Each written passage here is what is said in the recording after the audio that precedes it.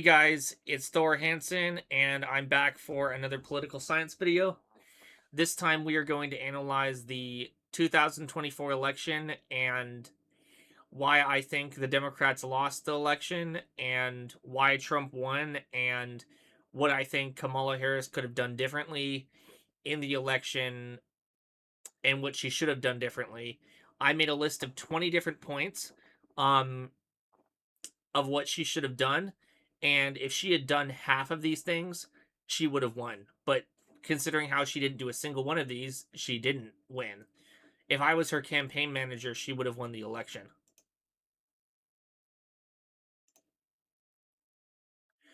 Um, okay, why the Democratic Party lost in a nutshell.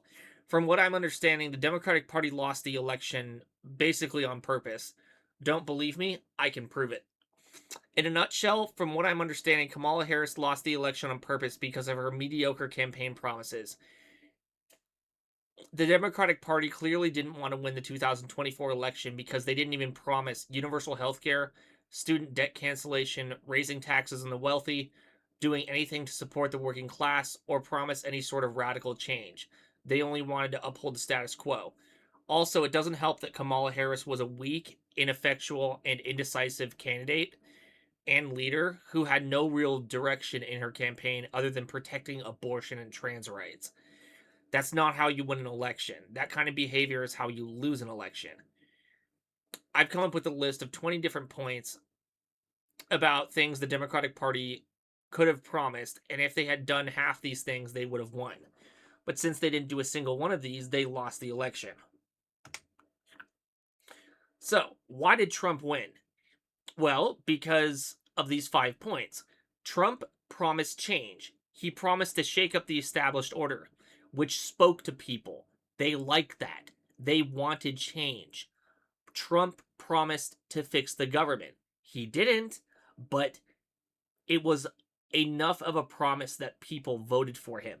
Trump appealed to the unintelligent voters in the Bible Belt states and their hatred against immigrants and trans people. They like that. Trump is a people pleaser, and he's good at getting people to like him. Trump promised to make America great again.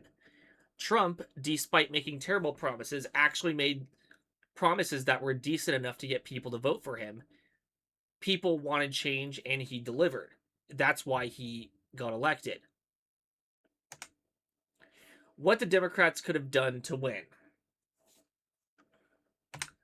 This is the first point. They should have focused on strengthening and supporting the working class. This can be done in many ways, but the main ones I want to focus on are raising the minimum wage, expanding overtime pay protections, supporting collective bargaining rights for employees, enforcing labor laws, ban anti worker practices, and protect essential assistance such as food stamps, Medicaid, the Affordable Care Act, and housing assistance. The second one, promise 1 year federal full pay maternity leave. Why this matters. It allows women to stay in the workforce and be mothers without losing their jobs and being able to balance working and being parents. 2, it allows physical recovery from childbirth, reduces postpartum depression, and lowers the risk of partner violence. 3, it leads to lower infant mortality rates, which the United States has the highest infant mortality rate of any developed country because we don't have access to universal health care. Fewer low birth weights, higher vaccination rates, and better cognitive development, according to studies from states that have paid maternity leave. 4, it makes women more likely to return to work, increasing workforce participation and wages. 5, it improves employee retention, productivity, and can even create cost savings for businesses. Number 6, it reduces financial stress during the costly time, providing income stability and allowing parents to focus on caregiving. And it would align with the US and other developed nations in addressing declining birth rates by making parenthood more sustainable and less financially perilous, especially for women and minority families. Number 3, promise universal health care and a total ban on private health insurance. A ban on private health insurance would reduce high costs and medical debt. The US spends significantly more on healthcare than any other developed nations, yet tens of millions of Americans face medical debt, which is the leading cause of bankruptcy, with many worrying about affording premiums and out of pocket costs. Universal healthcare would decrease medical costs in this country by about $876 billion a year. It would significantly increase health outcomes. Despite high spending, the US lags behind peer countries in life expectancy and rates of chronic diseases, with higher mortality from treatable conditions linked to lack of access and affordability. Expand access and coverage. Millions of Americans remain uninsured or underinsured, experiencing worse access to care, especially minorities and low income individuals, facing worse outcomes than people in developing nations. It would reduce economic inefficiency. The current system leads to significant economic losses from lost productivity, high administrative costs, and inefficient resource allocation, with costs often exceeding actual medical need, notes the American Medical Association. Switching to universal health care would also improve health and equity. It would expand access, reduce disparities, and improve overall health outcomes and life expectancy. It would improve economic stability. It would reduce medical debt, significantly lower healthcare costs, and improve worker morale and health, leading to less sick days and greater productivity. And it would improve financial security, which would protect individuals from catastrophic medical bills, which currently drive the leading cause of personal bankruptcy.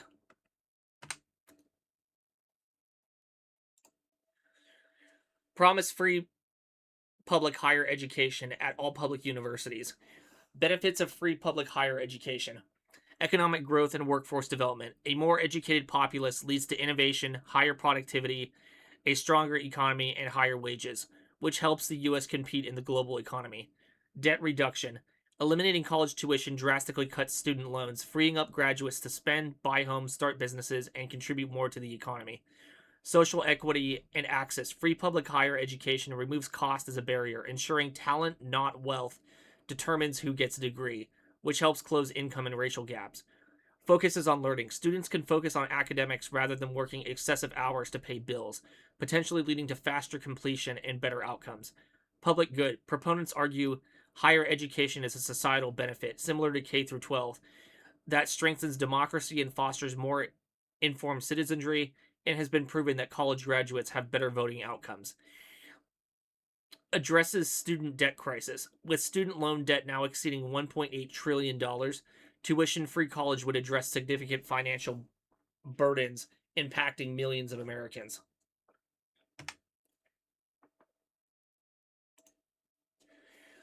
Promise nationwide workers' unions at all corporations and give those workers' unions government subsidies. Why we need mass worker unionization.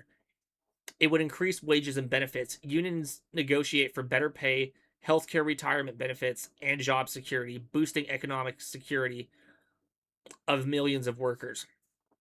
Reduced inequality. Higher union density correlates with higher minimum wages and median incomes, narrowing the gap between rich and poor. Improved productivity. Unions foster worker loyalty, reduce turnover, and improve training, leading to a more experienced and committed workforce. Greater worker voice. Employees gain collective bargaining power, influencing workplace conditions and management decisions. Economic stability. Stronger unions can create broader economic benefits for communities. And political influence. Massive union power has been shown to have an influence over society, potentially giving workers' unions the power to lobby government policy. Promise workplace democracy where employees can vote for company policy and for themselves to have higher pay and work less hours. The benefits of workplace democracy: increased productivity and business longevity. Studies on existing democratic workplaces, such as worker cooperatives, also known as market socialism, indicate they have a 19% higher level of productivity and are up to 30% less likely to fail in their early years compared to conventional corporate firms. Employees who have a stake in voice in the decision making process are more motivated, work smarter, and are more committed to organizational goals. Reduce economic inequality. Widespread workplace democracy would likely lead to a flatter wage structure and higher overall incomes for workers. By shifting the focus away from shareholder primacy and excessive executive compensation, more profits would be distributed among the broader workforce at companies directly addressing a primary driver of income inequality. Enhance job satisfaction and retention. Employees who feel valued, heard, and respected report significantly higher job satisfaction and lower turnover rates. According to some studies, many corporations with workplace democracy have 45% lower turnover rates. The sense of autonomy and control over their work environment that employees with workplace democracy have leads to greater fulfillment and loyalty to the business. Improved decision making, including diverse perspectives and expertise from all levels of the organization in strategic decisions, can lead to more comprehensive, well informed, and effective solutions, minimizing the risk of oversight that can occur in top down hierarchies, making companies and their business more competitive and efficient. Stronger democracy and civic life. The skills and habits developed through participating in workforce democracy, such as debating ideas, compromising, and critically assessing information, transferred to broader civic and political life. This could lead to higher rates of political and community participation and a more functional, robust democracy overall. Promise higher taxes on the wealthy and big corporations and demand that they pay their fair share.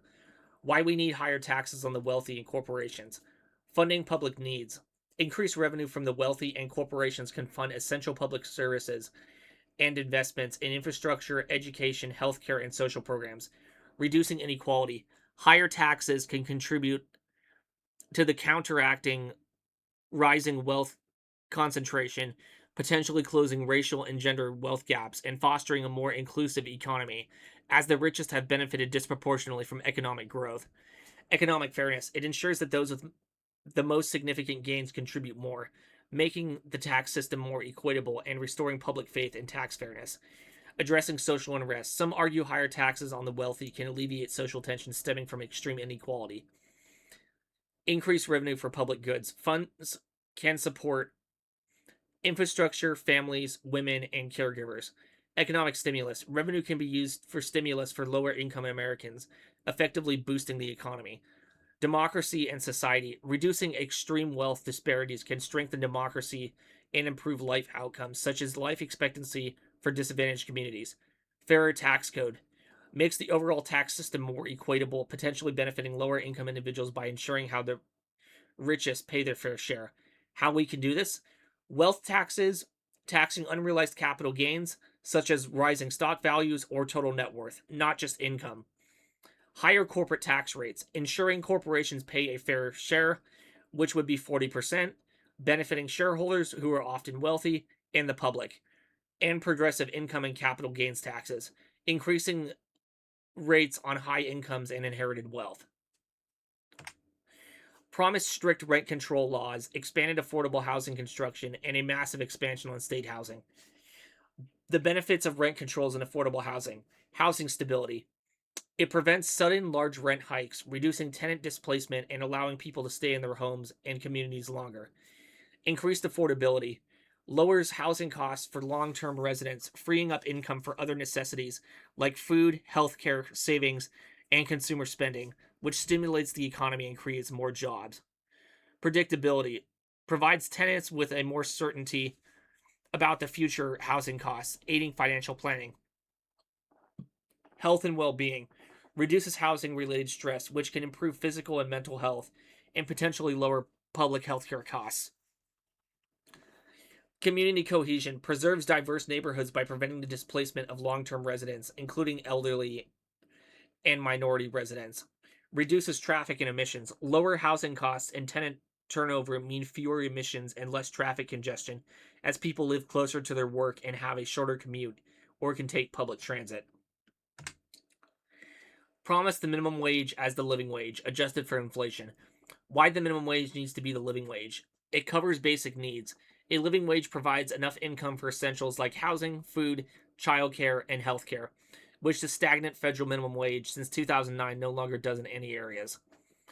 It reduces poverty and inequality. It lifts people out of poverty, helps close gender pay gaps, and offers a path to economic self-sufficiency, decreasing reliance on government aid and freeing up taxpayer money. It boosts economies. Increased wages lead to more consumer spending, stimulating local businesses, creating jobs, and generating higher tax revenues, with positive multiplier effects. It benefits businesses. Higher pay can reduce employee turnover, improve morale, increase productivity, and attract better talent, making it a win win for employers and employees. Human rights and dignity. Paying a living wage acknowledges workers as valuable stakeholders, ensuring dignity and preventing the impossible choice between necessities, aligning with human rights principles. And it addresses inflation. A living wage must be regularly adjusted to keep pace with rising costs of living and inflation, ensuring its value isn't eroded over time. Demand corporations share their profits with their workers, called workers' dividends. Why workers' dividends are a benefit to not just employees, but corporations and society as a whole. Increased wealth directly ties worker income to community performance, building wealth and improving financial stability. Higher motivation creates a sense of ownership, making employees more engaged and productive. Better retention. Employees are more likely to stay with a company where their success is linked to the business's success. Improved morale fosters a relationship between the employer and employee and provides a collective drive towards shared goals. Higher productivity and innovation. Motivated workers focus on community success, leading to better results. Talent attraction and retention. A strong differentiator for hiring and keeping top performers. Financial flexibility. Payouts can adjust with profitability, unlike fixed wages, which reduce risk during lean times. Positive culture transforms employees into stakeholders, encouraging better decision making. Fairer wealth distribution. Workers generate significant wealth for companies, but often see stagnant wages. Profit sharing from workers' dividends corrects this imbalance. Economic stability. A broad based sharing can support middle class incomes, which increases the overall wealth of the working class, which increases consumer spending and stimulates the economy. Demand limits on executive pay and for workers on boards. Why the government needs to intervene and how it helps workers. Curbing inequality. Skyrocketing CEO pay concentrates wealth. The average CEO makes $27 million a year at big corporations, which makes their pay 900 times higher than the average minimum wage employee. This high pay pools resources at the top, leaving fewer gains for ordinary workers, exuberating income inequality. Preventing reckless behavior. Performance based pay, especially with short term bonuses, can incentivize executives to take excessive risks, like the 2008 financial crisis, or engage in harmful practices like job cuts and accounting fraud that benefit them but harm the company and the economy. Addressing agency problems. Executives often have leverage over boards, leading to excessive self compensation rather than pay tied to true value creation, creating a conflict of interest. Promoting broader stakeholder value. Regulation shifts focus from purely maximizing shareholder returns, often at workers' expense, to considering long term sustainability, worker well being, and community impact. Reduces pay gaps, lowering extreme CEO to worker pay ratios, frees up resources that can be reinvested in employee wages and benefits. Boosts morale and retention. Fairer pay structures and reduced disparities improve employee morale, trust, and loyalty, lowering turnover rates. Discourages cost cutting on labor. When executives aren't rewarded for slashing jobs, companies are less likely to treat labor as an easy cost to cut. It enhances economic stability by discouraging risky decisions. Regulation can prevent economic crises that disproportionately harm workers, and it increases transparency. Laws such as executive pay cap multiplier laws limit executive pay and empower workers and investors to see disparities, fostering accountability. Demand a ban on stock buybacks. Why stock buybacks should be banned and how it would benefit society. It prioritizes short term financial goals. Critics argue stock buybacks benefit the few at the very top at the expense of long term economic health and the broader society. Market manipulation. For most of the 20th century, buybacks were considered a form of market manipulation and were largely illegal. Critics argue that the practice artificially inflates the stock price by reducing the number of outstanding shares without any actual improvement in business operations or productivity. Executive self enrichment. A significant portion of the executive compensation is tied to stock performance metrics like earnings per share.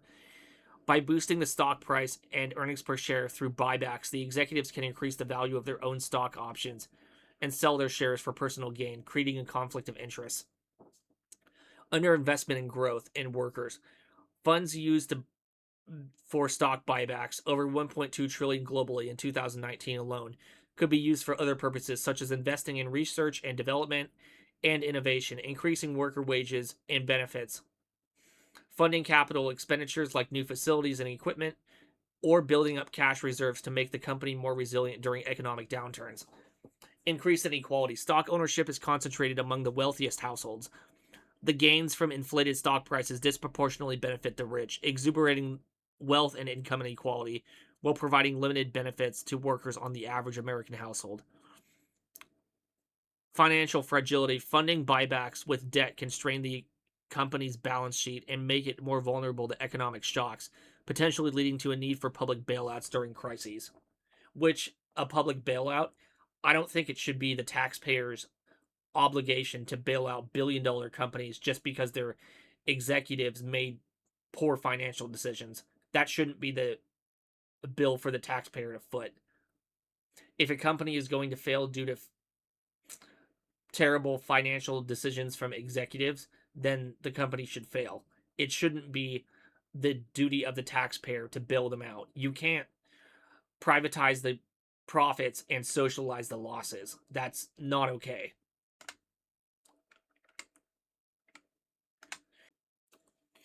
Demand an end to fossil fuel subsidies. Why we need to stop fossil fuel subsidies. First of all, it combats climate change. Burning fossil fuels is the single largest contributor to greenhouse gas emissions and the primary cause of climate change. By artificially lowering their price, subsidies encourage the extraction and burning of more fossil fuels, directly undermining global efforts and commitments like those in the Paris Agreement to limit global warming. It protects public health and the environment. The extraction and burning of fossil fuels release toxic pollutants into the air and water, leading to health problems like respiratory illness, heart disease, and premature death. These health and environmental damages often borne by the public rather than corporations, known as implicit subsidies or externalities, cost taxpayers billions in healthcare expenses. Ensuring market fairness for clean energy. Subsidies can create an unlevel playing field, making fossil fuels artificially cheaper and hindering the development of adoption of cleaner renewable energy alternatives like wind, solar, nuclear, and hydroelectric power. Ending subsidies would allow all energy sources to compete on their own merits and cost, accelerating the transition to renewable clean energy. Improving economic efficiency and public finances. Fossil fuel subsidies are often inefficient, as most benefits disproportionately go to wealthier corporations and high income households who consume more energy. Eliminating these subsidies can free up substantial public funds. National estimates at $867 billion in 2022, including implicit costs, that could be redirected to essential public services like health, education, or targeted clean energy investments. Enhancing energy security. Relying on fossil fuels often involves dependence on volatile international markets and geopolitical risks. Transitioning away from fossil fuels to diverse domestic renewable energy sources strengthens a nation's energy independence and resilience to price shocks and supply chain disruptions. Demand an end to corporate welfare. Why we need to stop corporate welfare. First of all, it's an enormous waste of taxpayer money. Subsidies cost taxpayers $365 billion annually. Funds that could be otherwise used for public services such as infrastructure or education, or returned to taxpayers through lower taxes. Studies suggest that in many cases, the economic benefits generated do not outweigh the cost of extracting the taxes to fund them, also known as deadweight losses. Misallocation of resources. Critics argue that the political and government agencies are not effective at picking winners in the market and often steer funds to projects with poor economic viability, resulting in widespread failures. The market, although through prices and profits, is generally seen as a more efficient mechanism for allocating capital. Creation of an uneven playing field. Subsidies give recipient corporations an unfair advantage over their unsubsidized competitors, which can stifle innovation and growth among smaller businesses that do not have the political clout to secure government aid. Corruption and cronyism. The pursuit of subsidies encourages intense lobbying and political contributions, fostering an incestuous relationship between business and government officials. This leads to a system where success is determined by political connections rather than market performance, eroding public trust in both business and the government. Weakening competitiveness. Companies that receive government assistance may become less efficient, less focused on customer demands, and more likely to take on excessive risk. This can be a substitute lobbying for genuine innovation, ultimately weakening the private sector. Negative effects on consumers. Subsidies and associated trade restrictions can lead to higher prices for consumers, as seen with sugar programs, and result in products that are not aligned with market demand, such as unviable electric vehicle models that are then heavily subsidized to boost sales. Ineffectiveness in job creation. Research often indicates that subsidies are ineffective at creating net new jobs, as they often merely displace economic activity and workers from unsubsidized firms. Promise to cut or reduce the deficit. Why the government needs to reduce the deficit and how it affects working class Americans. It promotes long term growth. Controlling the debt helps foster a stronger economy, leading to faster productivity and higher wages for everyone. It ensures physical flexibility, reduces the risk of a fiscal crisis, and allows more room to respond to future emergencies such as pandemics and natural disasters with effective support programs. Protects future generations, prevents passing unsustainable debt, and reduce opportunities onto children and grandchildren. Higher borrowing costs. High borrowing costs by the government compete with private borrowers. Increased interest rates make it more expensive for families to get mortgages, car loans, and student loans, and for businesses to get loans to finance business growth. Slower wage growth. Higher business borrowing costs can lead to less investment, stifling innovation, and slowing the creation of well paying jobs. Increased prices, also known as inflation, reduced business investment can lead to less efficient production, making goods and services more expensive. Weakens safety nets. A large national debt can pressure political policymakers to cut or limit vital programs like unemployment insurance, SNAP, and Medicaid, leaving vulnerable families with less support during hard times. Reduced opportunity by crowding out public investments in education, infrastructure, and research. Deficits can limit upward mobility for the working and middle classes. Promise to take a serious stance towards climate change action. Key reasons for climate change action. It protects the lives and health of citizens.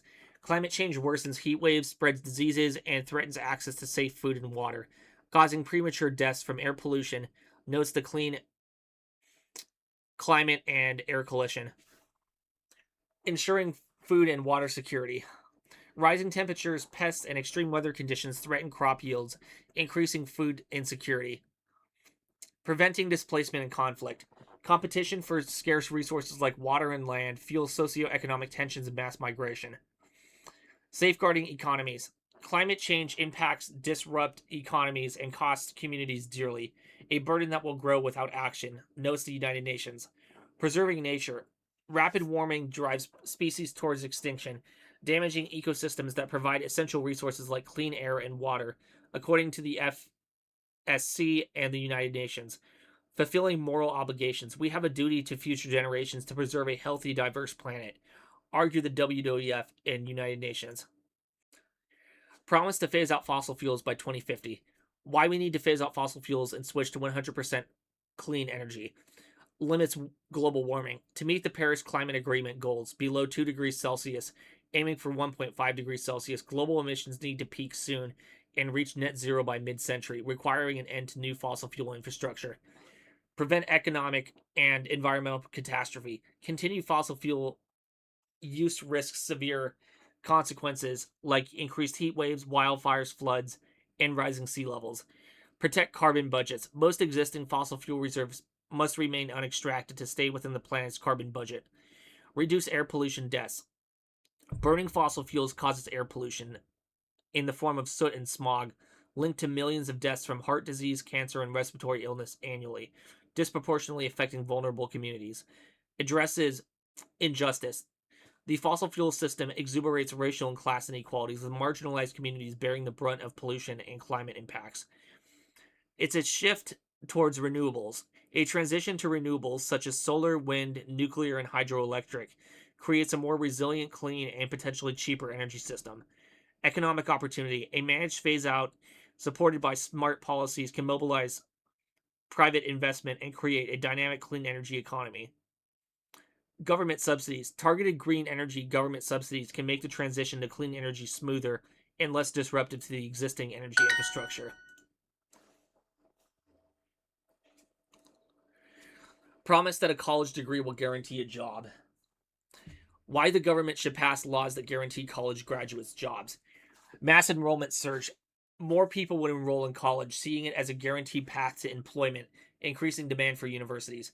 Higher education costs. Universities would likely raise tuition significantly to cover increased demand, potential new programs, and legal risks of failing to place graduates. This increased demand could be offset with state funded higher education.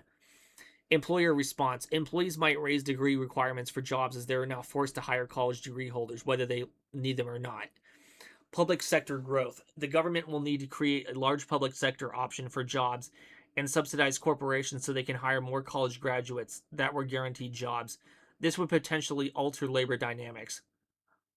Wage increases. A guaranteed job could push up wages for those in guaranteed sector and potentially for private jobs as well, as employees compete with government options.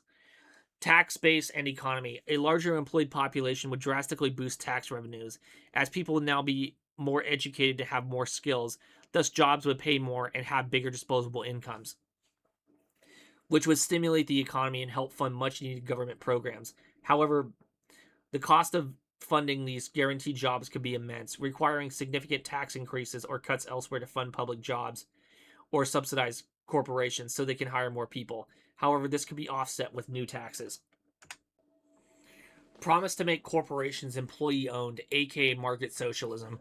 The benefits of employee owned companies, also known as cooperatives. Improve performance. Employee owned companies often see higher sales, better productivity, and stronger profits. Business resilience. It offers a succession plan for retiring owners, keeping businesses running, preserving jobs, and preventing sales to outside buyers. Innovation. Increased worker participation in decisions can spur innovation and better problem solving. Wealth building. Employees gain a direct stake in company success, significantly increasing retirement wealth, wages, and job tenure. When a company is cooperatively owned, employees do better when the company does well. When the company does well, they get more money and they get bonuses. Next one, reduced inequality. Tighter wage distributions in employee owned firms help narrow income gaps between employees and executives. Job security. These companies tend to have lower layoff rates and provide greater stability. Empowerment. Workers gain more voice in decision making, fostering trust and engagement. Bipartisan government support. Cooperatives, also known as market socialism, attracts Republicans as they see it as building capitalists, and progressives, such as myself, that support Bernie Sanders, see it as reducing inequality and building worker wealth. Promise to do something to limit or restrict the use of corporate lobbying. Key arguments for anti lobbying laws. Reduces government corruption and undue influence. Prevents quid pro quo corruption and undue influence by limiting the ability of corporations and wealthy individuals to gain privileged access to policymakers, as seen with significant lobbying expenditures. Fights policy capture. Stops the industries from dominating policymaking, ensuring laws prioritize public well being, health, and environment over profit motives.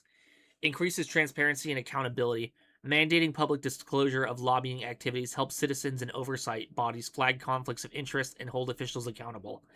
Balances power, curbs the ability of well funded groups to drown out smaller groups and organizations and grassroots movements, fostering a more democratic representation of diverse interests.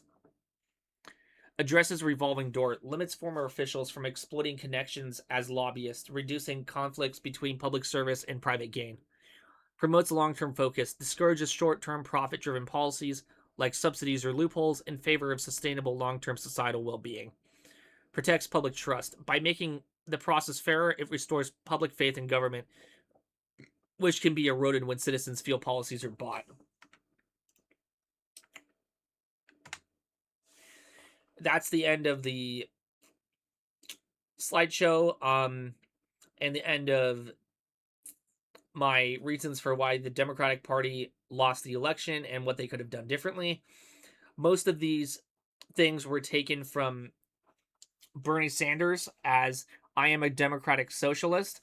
And Bernie Sanders had a lot of good ideas, and he has campaigned for many of these issues.